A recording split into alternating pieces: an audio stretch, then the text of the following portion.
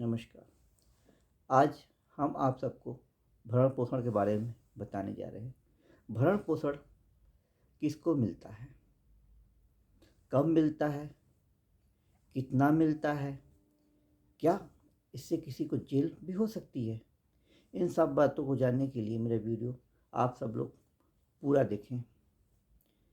भरण पोषण जिम्मेदार व्यक्ति जो होता है उनकी जिम्मेदारी बनती है जो उनके ऊपर आश्रित होते हैं उनको देने की। जैसे कि एक पति को अपनी पत्नी का भरण पोषण करने की जिम्मेदारी है, एक पिता को अपने बच्चों का भरण पोषण करने की जिम्मेदारी है, और इसी तरह बच्चों को अपने बूढ़े माता पिता का भरण पोषण करने की जिम्मेदारी है।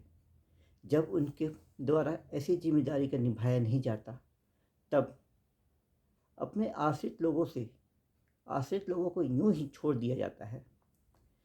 तब कानून के आदेश लेकर ऐसे आश्रित को भरण पोषण दिलवा देता है।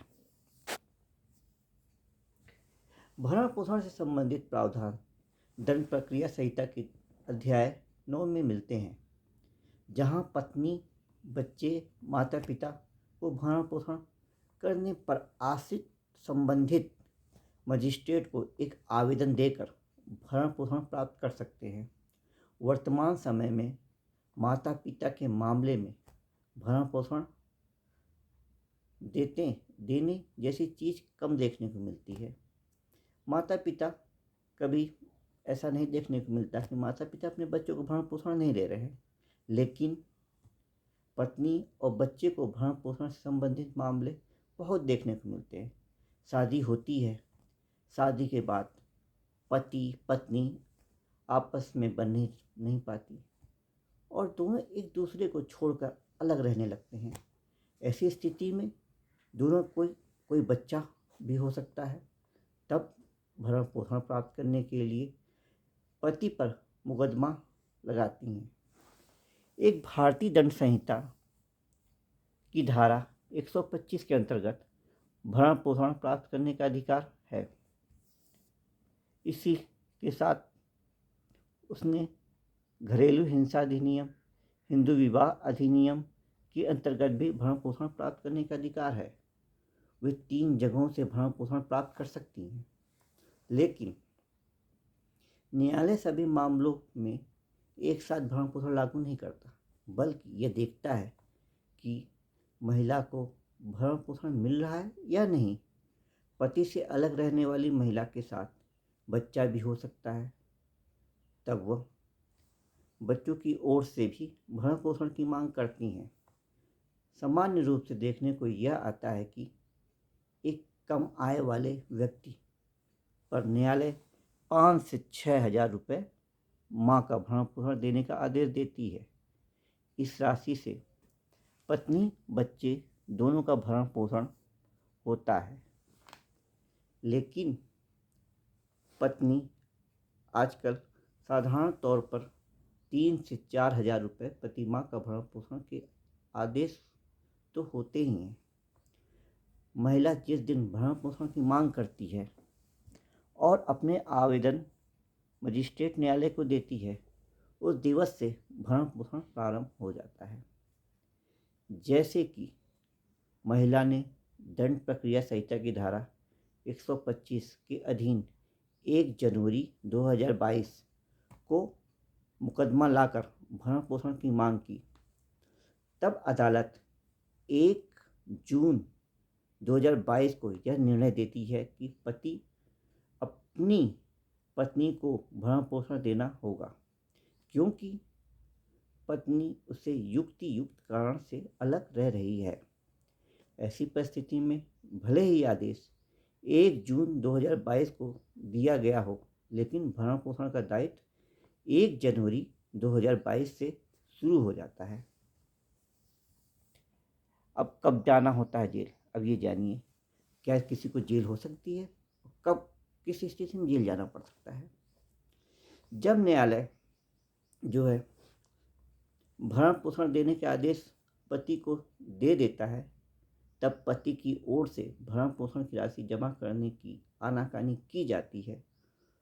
ठीक तरह से भरण पोषण नहीं दिया जाता है, अगर अदालत ने ऐसे आदेश दे दिया है, तब भरण पोषण का मीटर रोज़ चलने लगता है धीरे धीरे। अब किसी भी सूरत में पति ऐसे भरण पोषण से बच नहीं सकता। उसके पास केवल उच्च न्यायालय में जाकर पुनरीक्षण लगाने के अलावा दूसरा कोई रास्ता नहीं होता है। अगर उच्च न्यायालय पुनरीक्षण को स्वीकार कर भरण पोषण के आदेश को निरस्त कर देता है, तब तो बात ठीक, लेकिन ऐसा नहीं किया जाता है तो भरण पोषण देना ही होता है। ऐसे भरण पोषण के आदेश अंतरिम भरण पोषण होता है, जो मुकदमा की शुरुआत में ही दे दिया जाता है। एक बात ध्यान रखना चाहिए कि भरण पोषण की जो राशि होती है, पुरुष और महिला के स्टेटस को ध्यान में रखकर तय की जाती है। अगर कोई अमीर है, यानी पैसे वाला है, तब उसे अपनी पत्नी को अधिक भरण पोषण देना होता है। भरण पोषण के मुकदमे के समय पक्षकारों को अपने अपने शपथ पत्र प्रस्तुत करने होते हैं और यह बताना होता है कि वह कितना कमाते हैं, कितनी संपत्ति के मालिक हैं। इस न्यायालय पर भी न्यायालय भरण पोषण की राशि का निर्धारित करता है। जब न्यायालय आदेश कर देता है, तब पति चूक करता है, जबकि ऐसी चूक नहीं की जानी चाहिए, क्योंकि चूक करने से कोई हल नहीं है। उल्टा भरण पोषण की राशि और बढ़ती चली जाती है। इसलिए बेहतर यह होता है कि भरण पोषण की राशि आदेश होते ही हाथों हाथ प्रदान कर दी जाए।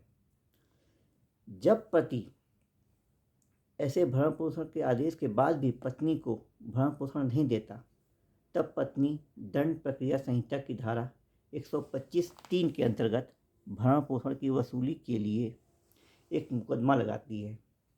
तब न्यायालय पहले एक नोटिस के माध्यम से पति को सूचित कर देता है कि वह भरण पोषण जमा कर दे।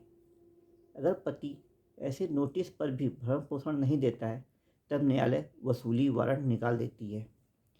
ऐसे वारंट के निकालने के बाद पुलिस पति को गिरफ्तार करके अदालत में पेश करती है। अदालत उस समय भी उससे भरण पोषण की राशि देने का कहती है। अगर पति के पास देने के लिए रुपए नहीं होते हैं, तब अदालत उसे जेल भेज सकती है। ऐसी स्थिति में हर एक महिला के भरण पोषण के लिए 1 महीने की जेल हो सकती है। 1 महीने के भरण पोषण के लिए 1 महीने की जेल हो सकती है।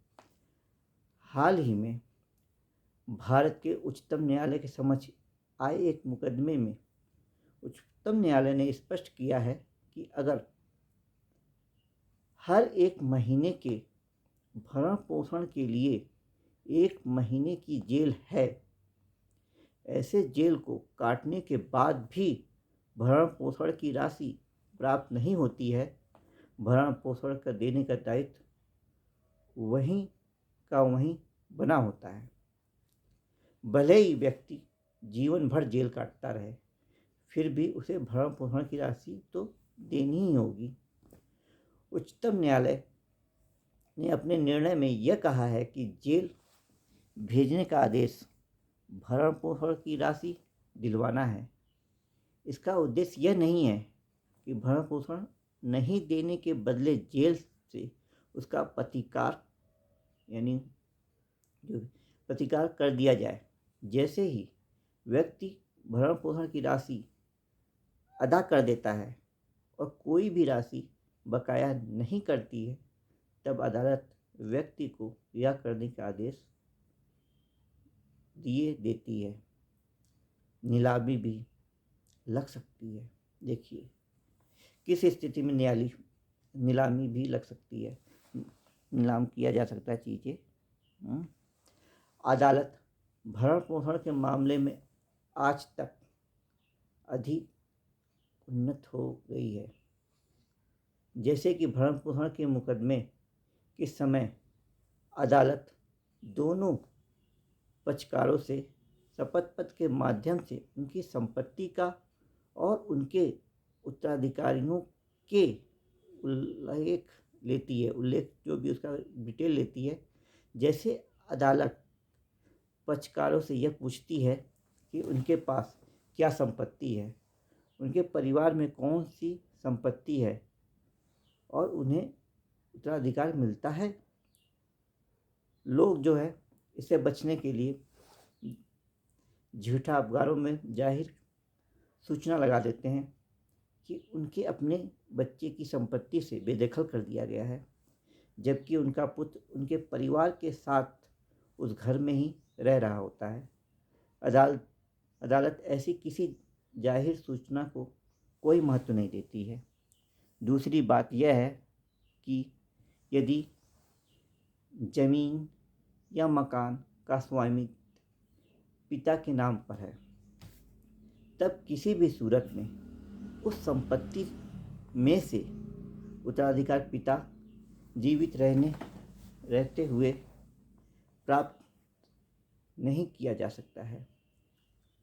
अगर उस व्यक्ति के पास कोई संपत्ति है जिस पर भरण पोषण देने का दायित्व है, तब कोर्ट उस व्यक्ति की संपत्ति की नीलामी लगाकर महिला को भरण पोषण दिलवा सकती है, क्योंकि ऐसे भरण पोषण की वसूली का उधार रकम की वसूली की तरह ही होता है। जब कभी व्यक्ति उधार चुकता नहीं कर पाता है, तब उसकी संपत्ति को बेचकर उसकी नीलामी लगाकर उधार देने वाले रुपए दिलवाए जा सकते हैं। ऐसे ही भरण पोषण के मामले में भी किया जा सकता है। कोर्ट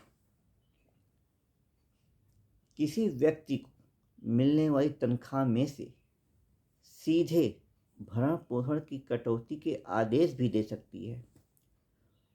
वह एक नियोक्ता पर भी एक दायित्व डाला जा सकता है कि वह अपने कर्मचारी को जो तनख्वाह दे रहा है उसमें से भरण पोषण की राशि पहले ही काट ले।